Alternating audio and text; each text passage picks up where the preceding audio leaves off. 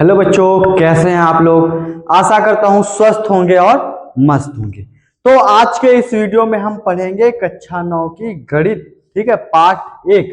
ठीक है, क्या है 1.1 पढ़ेंगे। तो परिचय तो हमने पिछले वीडियो में पढ़ लिया था। अब इस वीडियो में हम आएंगे प्रश्नावली पर। ठीक है, क्या है पहला नंबर प्रश्न कह रहा है कि क्या शून्य एक परिमेय संख्या है। क्या इसे आप पी बाई क्यू के रूप में लिख सकते हैं, जहां पी और क्यू क्या है, पूर्णांक है। तो कह रहा है कि शून्य एक क्या परिमेय संख्या है कि नहीं है, तो परिमेय संख्या शून्य है। ठीक है, तो ये हमने क्या पहले बता चुके थे। ठीक है, तो चलिए आगे करते हैं इसके। ये हमारा हो जाएगा, यहाँ लिखेंगे हाँ। ठीक है, क्या लिखना है, हाँ शून्य एक परिमेय संख्या है। ठीक है, लिखना है हाँ। फिर उसके बाद शून्य एक परिमेय संख्या है।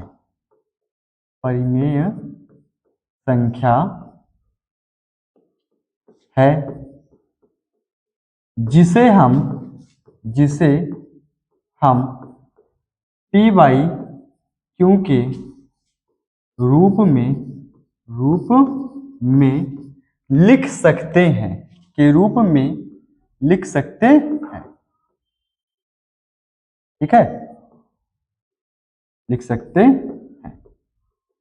अब यहां हमारा हो जाएगा पी बाई क्यू के रूप में लिख सकते हैं। जैसे कैसे लिख सकते हैं, हम इसको लिख सकते हैं यहाँ पे, ये लिख सकते हैं 0 बटे कितना कर सकते हैं, 1 कर सकते हैं। 0 बटे कितना कर सकते हैं, 5 कर सकते हैं। 0 बटे कितना कर सकते हैं, 7। हम 0 के बटे में कुछ भी कर सकते हैं। ठीक है, और फिर यहाँ क्या हो जाएगा, जहां जहां पी व क्यू पूर्णांक है। जहां पी व क्यू क्या है, पूर्णांक है। ठीक है, मतलब ऊपर 0 भी पूर्णांक है और 1 भी पूर्णांक है, ये 5 भी पूर्णांक है, 6 भी क्या पूर्णांक, मतलब पी और क्यू क्या है, पूर्णांक है। और यहाँ पे दिया है कि Q equal to not zero, Q equal to not zero, मतलब क्यू बराबर 0 नहीं होना चाहिए। ठीक है, तो ये पहला प्रश्न हमारा हो चुका है सॉल्व। अब बढ़ते हैं प्रश्न संख्या 2 पर। तो प्रश्न संख्या दो में कह रहा है कि 3 और 4 के बीच में 6 परिमेय संख्या ज्ञात कीजिए।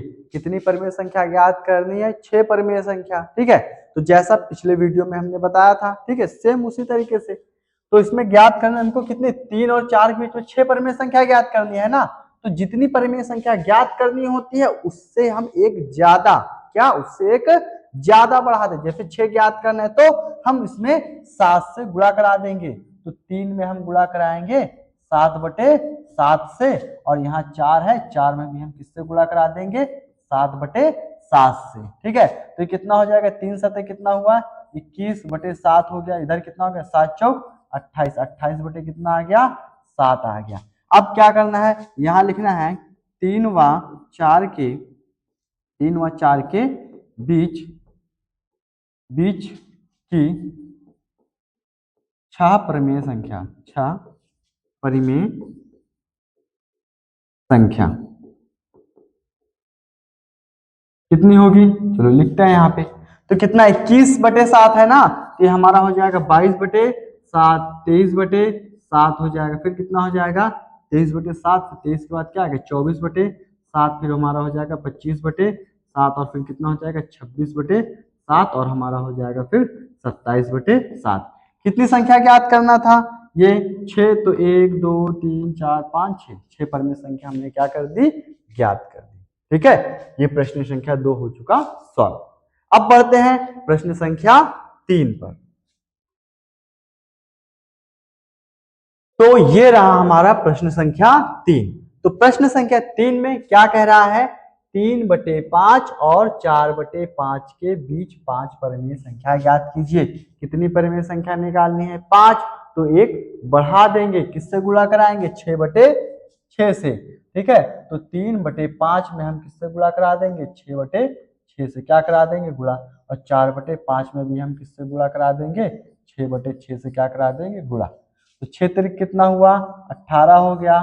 फिर कितना हो जाएगा, 5 छंग 30 हुआ। ये हमारा 6 चौक 24 हो जाएगा।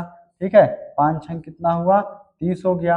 अब यहाँ लिख देना है 3/5 व 4/5 के बीच की परिमेय संख्या, के बीच की परिमेय संख्या, परिमेय संख्या।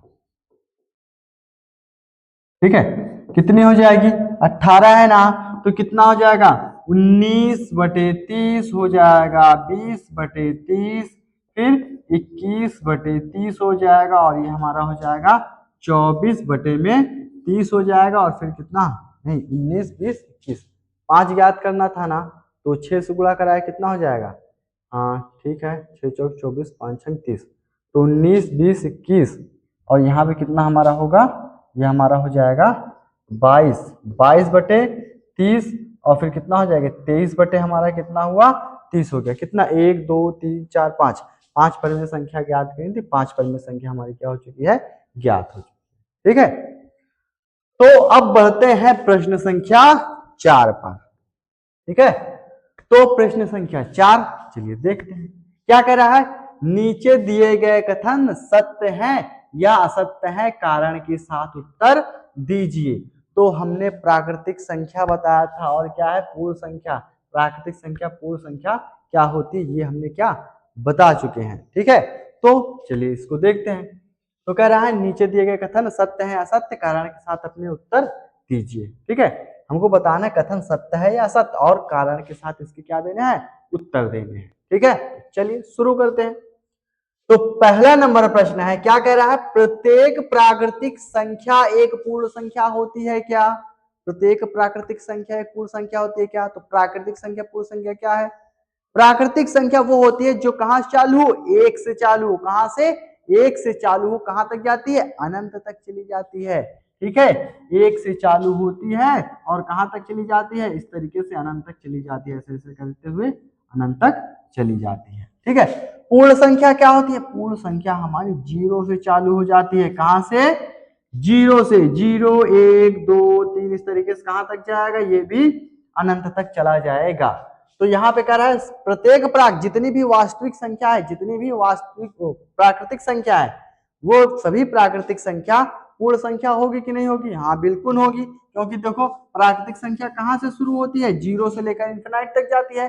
और पूर्ण संख्या क्या है, ये 0 से, प्राकृतिक संख्या हमारी 1 से कहाँ तक है, इंफिनाइट तक है। और पूर्ण संख्या कहाँ है, 0 से, मतलब इसमें प्राकृतिक संख्या भी आ गई पूर्ण संख्या में, हो गई कि नहीं हो गई। ठीक है, तो यहाँ क्या लिख देना है, पहला नंबर हमको लिखना है, क्या होते कि नहीं, तो ये हमारा हो जाएगा सत्य होगा। क्या होगा, सत्य।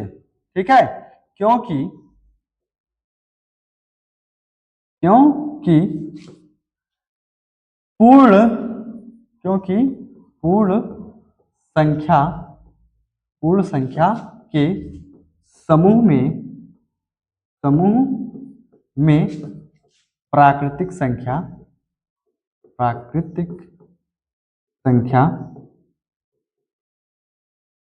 सम्मिलित होती है।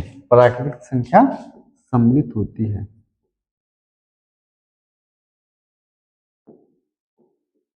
सम्मिलित होती है। ठीक है, क्योंकि जितनी भी प्राकृतिक संख्या होती है वो सभी क्या होती है, पूर्ण संख्या में क्या होती है, आती है। इसलिए हमें क्या हो जाएगा, ये हमारा जो सभी प्राकृतिक संख्या वो क्या हो जाएगी, पूर्ण संख्या हो जाएगी। ठीक है, तो प्रश्न नंबर 2, प्रश्न नंबर 2 में क्या करा है, प्रत्येक पूर्णांक एक पूर्ण संख्या है। प्रत्येक पूर्णांक, पूर्णांक क्या होता है, पूर्णांक हमारा होता है 0 से लेकर अनंत तक, और उधर माइनस, मतलब कितना, इधर -1 -2, उधर भी हमारा चला जाता है अनंत तक जाता है, मतलब इधर इन्फिनाइट प्लस वाला और इधर माइनस वाला इन्फिनाइट। ठीक है, वही हमारा क्या होता है, पूर्णांक होता है। ठीक है, तो चलिए पूर्णांक देखते हैं। तो पूर्णांक क्या होता है पहले बता देते हैं। तो पूर्णांक हमारा होता है -इन्फिनाइट से चालू होगा।